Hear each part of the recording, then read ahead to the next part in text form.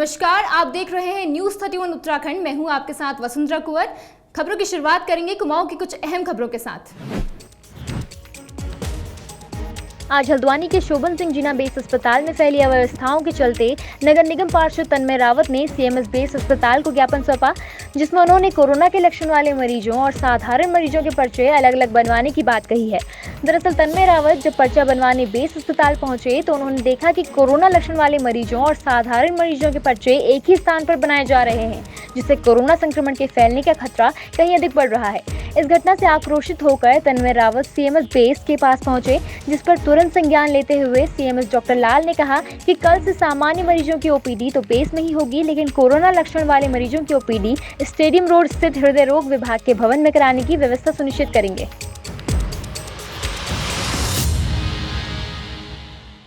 जी तन्मय जी, आज base hospital में ज्ञापन देने का क्या कारण रहा?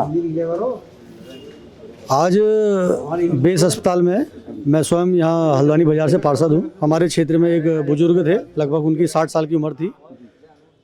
3-4 दिन से उनको लगातार बुखार था और वो अपने किसी निजी डॉक्टर से संपर्क करके बाहर से दवाइयाँ खा रहे थे, परंतु 3-4 दिन बाद भी उनका बुखार सामान्य नहीं हुआ।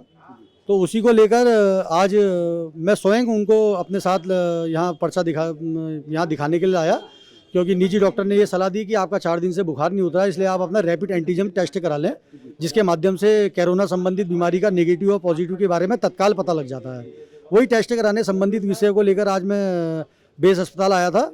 तो स्वयं जब मैंने पर्ची के काउंटर में, चूँकि वो बुजुर्ग थे, तो मैंने उनकी सेवा के माध्यम से मैं खुद स्वयं पर्चे जब मैं उनका कटाने गया काउंटर पर, तो उस जगह पर मुझे ये ज्ञात था कि मैं एक सपोज़ कि वो मरीज़, मैं खुद स्वयं उनकी सेवा करने नहीं आया होता और वो खुद इस जगह पर अपना पर्चा कटाने आए होते और रैपिड एंटीजन टेस्ट कराने आए होते, तो ऐसे और भी मेरे अगल बगल पे सामान्य मरीज़ भी खड़े थे, जो अपने दांत दिखाने, अपनी नाक दिखाने, अपने कान दिखाने या किसी छोटी छोटी काम के लिए या अपना मेडिकल बनाने के लिए भी बेस अस्पताल आना पड़ता है।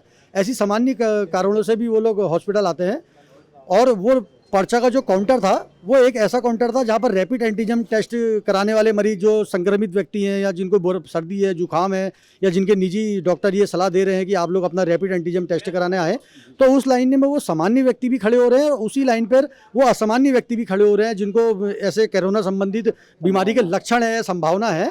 तो तत्काल मुझे ऐसा लगा कि ये कोरोना महामारी फैलने का एक बहुत बड़ा कारण है, जिसको तुरंत मैंने एक ज्ञापन बनाया और यहाँ एमएस साहब से मैं मिला। मैंने उनसे यही तुरंत ये मांग की है और तत्काल इसको निवारण करने की भी ये मांग की है कि रैपिड एंटीजन टेस्ट कराने या कोरोना संबंधित लक्षण वाले मरीजों, जैसे कि सर्दी, जुकाम, बुखार या रैपिड टेस्ट कराने वाले जो मरीज बेस अस्पताल में आ रहे हैं, कम से कम उनकी और एक सामान्य मरीज की एक लाइन ना हो। इन दोनों की लाइनें, इन दोनों की पर्चियाँ कटने का सिस्टम अलग अलग हो, जिसको तत्काल मानते हुए अहमद साहब ने ये मुझे आश्वासन दिया है कि आज ही शाम को हम इसमें बैठक कर रहे हैं और एक अन्य जगह से हम बुखार, जुखाम और सर्दी व रैपिड टेस्ट वाले मरीजों को हम किसी अन्य जगह से पर्चा व उनका इलाज कराने की शिफ्टिंग किसी अन्य जगह कर रहे हैं। तो उसके लिए मैं उनका धन्यवाद भी करूँगा। आपदा प्रभावित क्षेत्रों में तुरंत राहत देने की मांग को लेकर धारचूला के विधायक हरीश धामी ने आज पिथौरागढ़ कलेक्ट्रेट परिसर में समर्थकों के साथ धरना प्रदर्शन किया। इस दौरान उन्होंने राज्य सरकार के खिलाफ जोरदार नारेबाजी भी की। विधायक धामी ने सरकार पर आरोप लगाते हुए कहा कि उनके क्षेत्र मुनस्यारी और बंगापानी में भारी बारिश ने जो तबाही मचाई है, उसके चलते पूरे क्षेत्र का संपर्क मुख्यालय से कट गया है। साथ ही उन्होंने क्षेत्र में पेयजल सहित जरूरी सुविधाओं की किल्लत को लेकर सरकार पर कुंभकर्णी नींद सोए रहने का आरोप लगाया है। विधायक हरीश धामी ने कहा कि अगर एक दिन के के बाद भी सरकार नहीं जागी तो वे अनिश्चितकालीन आंदोलन करने को बाध्य होंगे। इस मौके पर विधायक धामी ने आपदा प्रभावित क्षेत्र मुनस्यारी में स्थायी एसडीएम की नियुक्ति की भी मांग की है।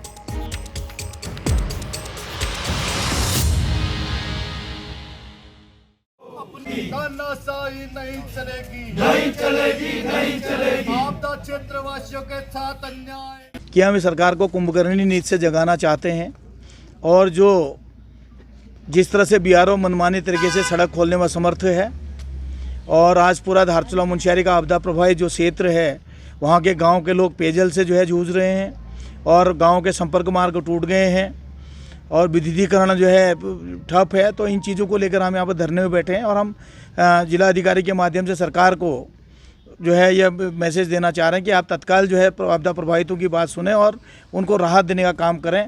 और मुनस्यारी में जो 2-3 महीने से बिना उपजिलाधिकारी के मुंशियारी तहसील को रखा गया है, क्योंकि आपदाग्रस्त क्षेत्र है, वहाँ पर उपजिलाधिकारी परमानेंट होना अनिवार्य है। हम उस मांग को लेकर यहाँ पर बैठे हैं। अगर आज 2 घंटे का उपवास कर रहे हैं, आगे अगर हमारी मांग को पूरा नहीं किया गया तो हम अनिश्चितकालीन धरना प्रदर्शन करेंगे। पार्षद रोहित कुमार द्वारा फीस माफी को लेकर किया जा रहा अनिश्चितकालीन धरना तीसरे दिन भी जारी रहा, जहां धरने पर मौजूद अभिभावक ने सवाल उठाया कि आखिर ऐसी हालत में बच्चों की फीस का खर्च कैसे उठाएं। तो वहीं धरना स्थल पर पहुंचे independent school federation of India के अध्यक्ष RK शर्मा ने कहा कि फीस इत्यादि के मामलों पर सार्वजनिक स्थलों पर विवाद खड़ा करने के बजाय एक स्वस्थ बहस के माध्यम से निस्तारित किया जाना चाहिए। उन्होंने कहा कि संबंधित पक्ष की सहमति पर निजी स्कूल के अखिल भारतीय स्तर के शीर्ष संगठन independent school federation of India Uttarakhand से संवाद स्थापित कर इस मामले में सभी वैधानिक पहलुओं और स्पष्टीकरण को विस्तार से प्राप्त किया जा सकता है। जी मैम, आज आप यहाँ धरना स्थल पे आई हैं, किस तरीके से, क्या सोच के आई हैं? सर एक्चुअली जो ये धरना अपना प्रदर्शन नाम बताइए। सर मैं प्रिया बनती हूँ। सर जो धरना प्रदर्शन इन्होंने कर रखा है बिल्कुल सही कर रखा है, क्योंकि हम ही में से कुछ पेरेंट्स ऐसे हैं ना जो फीस नहीं दे पा रहे हैं बच्चों की, और आय के स्रोत बिल्कुल ख़त्म हो चुके हैं, और कोई होप भी नहीं कि अगले 6th मंथ तक वो जॉब में रिप्लेस हो जाएंगे। तो वो लोग जब उनके पास पैसा ही नहीं है भरने के लिए, रेंट पे रह रहे हैं, तो बच्चों की फीस हम कैसे पेड कर सकते हैं। और ऑनलाइन पढ़ाई का स्तर ये है कि या तो वो लाइव क्लासेस दें, प्रोजेक्टर पे बच्चों को प्रैक्टिकली अगर पढ़ाएं तब तो समझ में भी आता है। अब बच्चों को होमवर्क दे रहे हो, बच्चे एंड्रॉयड फ़ोन, तो आजकल स्मार्टफोन तो हर घर में 5-5, 6-6 होते ही हैं, तो एक फ़ोन में उनका टेस्ट चल रहा है, एक फ़ोन से बच्चा चैट कर रहा है, तो सर वो चीज़ रॉन्ग है ना। बच्चे उससे सीख नहीं पा रहे हैं, वो तो बस एक बच्चे को थोपने वाली बात होगी कि आप बिज़ी रखने वाली बात होगी, और बच्चों का माइंड स्तर उससे बढ़ नहीं रहा है। ऑफकोर्स यूट्यूब में वीडियो बना के दे रहे हैं, तो उससे बच्चा सीख नहीं रहा है सर। तो ये जो भैया ने यहाँ पे जो प्रोग्राम कर रखा है, जो धरना कर रखा है, हम बिल्कुल मैं इसके साथ हूँ। मैंने न्यूज़पेपर में इनका ऐड पढ़ा, और मैं ये बहुत पहले हो जाना चाहिए था सर। और प्रेशराइज भी हो रहा है, हर हफ्ते में, हर 15 दिन में मैसेज आता है सर फीस का, और फीस इंक्लूड होती जा रही है। तो उन पेरेंट्सों के लिए तो बहुत समस्या है ना सर, जिनके आय के स्रोत है ही नहीं और होप भी नहीं है अगले 6 मंथ तक। शिक्षक संघ की तरफ से हमारे यहाँ पहुँचे हुए हैं, यहाँ धरना स्थल पे पहुँचे हुए हैं रेनबो एकेडमी के प्रबंधक श्री RK शर्मा जी। आइए इनसे जानते हैं किस तरीके का सोच रखते हैं इस धरने को लेके, या अभिभावकों को लेके किस तरीके की प्रक्रिया है इनके अंदर। जी सर, स्वागत है आपका न्यूज़ 31 उत्तराखंड में। सर्वप्रथम धन्यवाद, न्यूज़ 31 ने मुझे इस योग्य समझा कि मेरे विचार इसमें लिए जाएं, और ये स्वतः स्फूर्त मेरा एक अपना मंशा थी कि मैं इस धरना स्थल पर आऊं। और इस धरना स्थल पर आने का मेरा सबसे बड़ा कारण ये था कि आज अभिभावकों के संगठन और कुछ नागरिक संगठन इस बात के लिए कि प्राइवेट स्कूलों द्वारा ऑनलाइन पढ़ाई के नाम पर मनमानी फ़ीस की वसूली की जा रही है, तो उसको तुरंत बंद कराए जाने की मांग पर यह धरना है। तो अब इसमें जो मैं अपना पक्ष रखने समस्त स्कूल संचालकों की ओर से कह लीजिए, या अपने स्कूल की ओर से कह लीजिए, या हमारी independent schools federation of India जो अखिल भारतीय शीर्ष स्तर का संगठन है, जिसके 6000 से ज़्यादा सदस्य हैं पूरे देश भर में, उसके प्रतिनिधि के रूप में मैं कुछ स्पष्टीकरण बिंदुओं में देना चाहता हूं। मैं उम्मीद करता हूं कि आप लीजिए मुझसे कुछ स्पष्टीकरण। जरूर जी, क्या चाहते हैं आप मुझसे पूछें। सर, सबसे पहले तो हमें ये बताइए, आज जो ये धरना चल रहा है, जिस बात को लेकर धरना चल रहा है, कितना सहमत हैं आप इस बात से?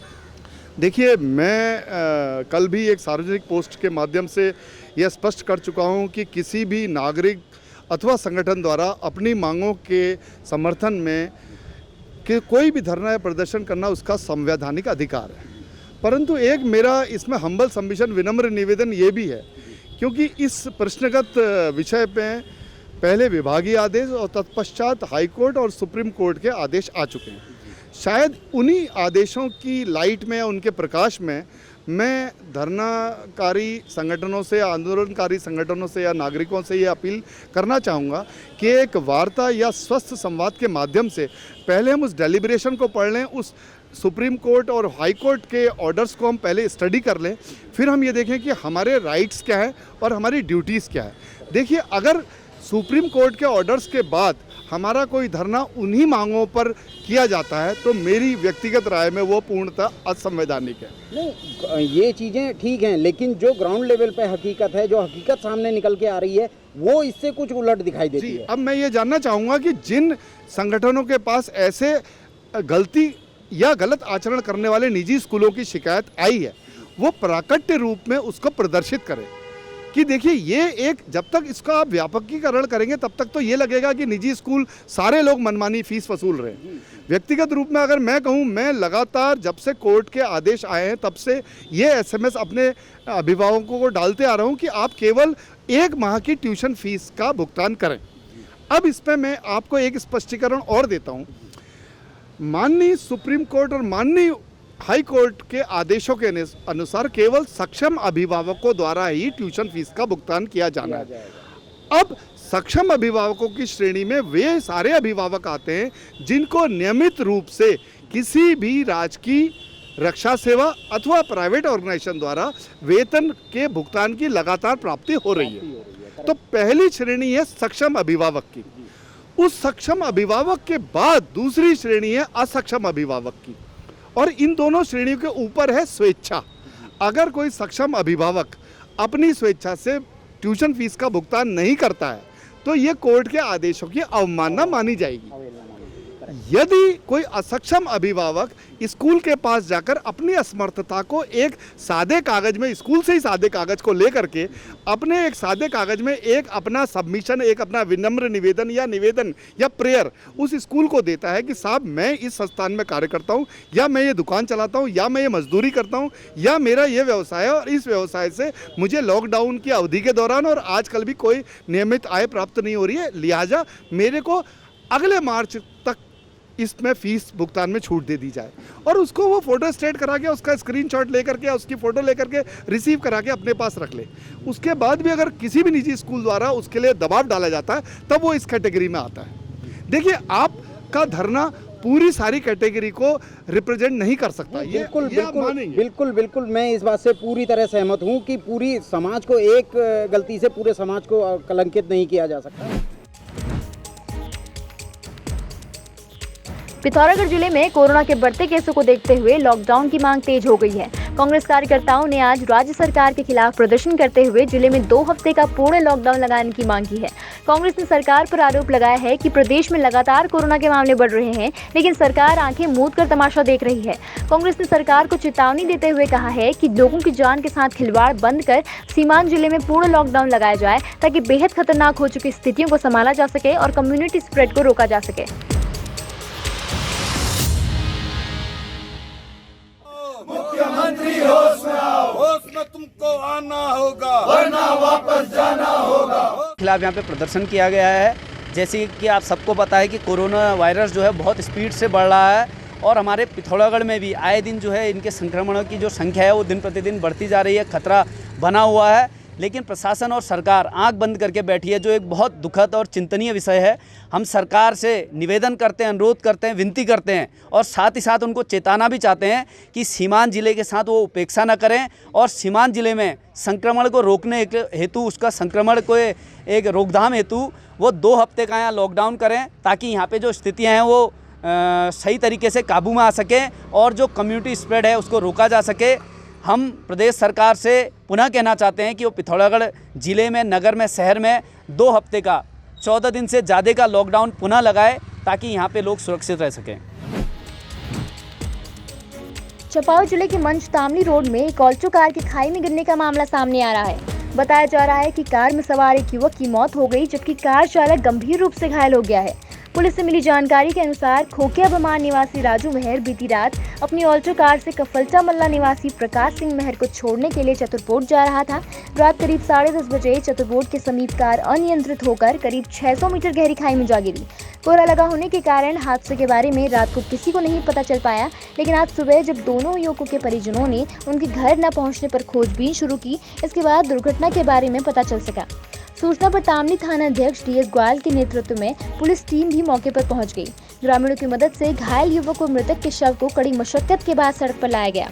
वाहन चालक राजू मेहर का जिला अस्पताल में उपचार चल रहा है। वहीं CMS डॉक्टर RK जोशी ने बताया कि चालक के सिर में गंभीर चोट लगी है, जिसे प्राथमिक उपचार के बाद हायर सेंटर रेफर किया जाएगा।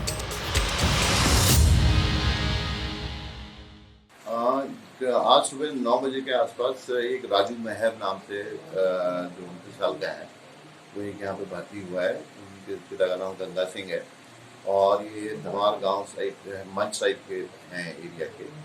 तो ये जब यहाँ भर्ती हुए थे तो इनके सर में चोट थी और सर और गर्दन में और पेट में चोट लगी हुई थी, लेकिन वो सर्जन साहब ने इसको, हमारे जो सर्जन साहब हैं उन्होंने देखा और उनको एडमिट कर लिया गया है और इस समय हालत स्थिर है और उनको ऑब्जर्वेशन में रखा हुआ है। और अगर ज़्यादा दिक्कत होती है, लगता तो नहीं है क्योंकि ऑलमोस्ट अभी स्थिर हालत में है, और लेकिन अगर लगता है कि CT स्कैन वगैरह कुछ कराना है तब हमें रेफर करने की जरूरत है।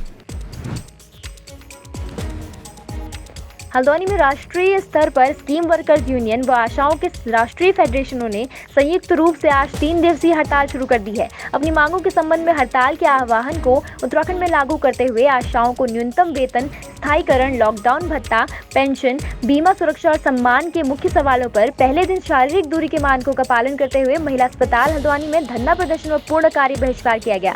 आशाओं ने केंद्र और राज्य सरकार पर आशाओं को बंधुआ मजदूर की तरह इस्तेमाल करने का आरोप लगाया है। इस अवसर पर यूनियन प्रदेश महामंत्री ने कहा कि आशाओं को मातृ शिशु मृत्यु दर को कम करने के लिए नियुक्त किया गया था, लेकिन इसके बाद आशाओं पर विभिन्न सर्वे और काम का बोझ लगातार बढ़ाया गया है। उन्होंने कहा कि आशाओं का मासिक वेतन फिक्स किया जाना चाहिए। हल्द्वानी नगर अध्यक्ष रिंकी जोशी ने कहा कि आशाओं के सवालों पर विचार करना तो दूर, सरकार आशाओं के ज्ञापनों का जवाब तक देना जरूरी नहीं समझती। इस मौके पर 3 दिवसीय हड़ताल में शामिल उप जिलाधिकारी हल्द्वानी के माध्यम से उत्तराखंड के मुख्यमंत्री को ज्ञापन भेजकर 11 सूत्रीय मांग की गई।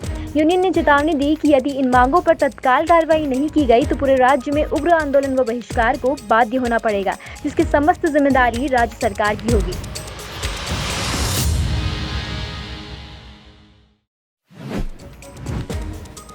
नैनीताल जिले में कोरोना संक्रमण थमने का नाम नहीं ले रहा। गुरुवार को एसडीएम कैलाश टोलिया समेत 97 लोगों में कोरोना संक्रमण की पुष्टि हुई, जिसके बाद जिले में कोरोना संक्रमितों का आंकड़ा अब 1500 के पार हो गया। बताया गया कि RT-PCR टेस्ट में 21, ट्रूनेट में 13 व रैपिड एंटीजन टेस्ट में 63 लोगों में कोरोना संक्रमण पाया गया। मोटा हल्दू स्थित कोविड केयर सेंटर में व्यवस्थाएं संभाल रहे एडीएम कैलाश टोलिया और उनके पीए भी रैपिड एंटीजन टेस्ट में कोरोना संक्रमित पाए गए। इसकी पुष्टि SCMO डॉक्टर रश्मि पंत ने की। फिलहाल दोनों ने STH में आइसोलेट किया गया है। जिले में अब तक 1508 लोगों में कोरोना संक्रमण की पुष्टि हो चुकी है। अल्मोड़ा जिले में न्याय के देवता के नाम से प्रसिद्ध चितई गोलजू मंदिर में पुजारियों की नियुक्ति और प्रबंधन कमेटी में सिर्फ सरकारी अधिकारियों को शामिल करने की विज्ञप्ति जारी करने का मामला नैनीताल हाईकोर्ट पहुंच गया है। उच्च अदालत ने मामले में डीएम समेत कई अधिकारियों को नोटिस जारी किया है। इस मामले में अल्मोड़ा निवासी संध्या पंत ने नैनीताल हाईकोर्ट में एक विशेष याचिका दायर की थी, जिसमें उन्होंने कहा कि उनके परिवार से ताल्लुक रखने वाले केशव दत्त और भोला दत्त पंत ने 1919 में गोलजू मंदिर की स्थापना की थी। मंदिर बनाने के लिए ठेकेदार को 650 रुपये भुगतान भी किया गया था, लेकिन प्रशासन हाईकोर्ट के आदेश की आड़ में मनमानी कर रहा है। हाईकोर्ट ने गैर धार्मिक गतिविधियों के लिए कमेटी बनाने के आदेश दिए थे, लेकिन कमेटी में डीएम, एसडीएम, जिला पर्यटन अधिकारी और तहसीलदार ही शामिल किए जा रहे हैं। याचिकाकर्ता का कहना है कि उनका परिवार स्थापना के बाद से ही मंदिर में उपासना कर रहा है।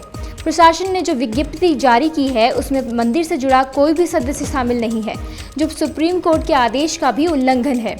इस मामले में सुनवाई करते हुए कार्यवाहक मुख्य न्यायाधीश न्यायमूर्ति रवि कुमार मलिमत व न्यायमूर्ति NS धानिक की खंडपीठ ने प्रदेश के सचिव पर्यटन, जिलाधिकारी अल्मोड़ा और एसडीएम को नोटिस जारी कर 2 सप्ताह के भीतर जवाब पेश करने के आदेश दिए हैं।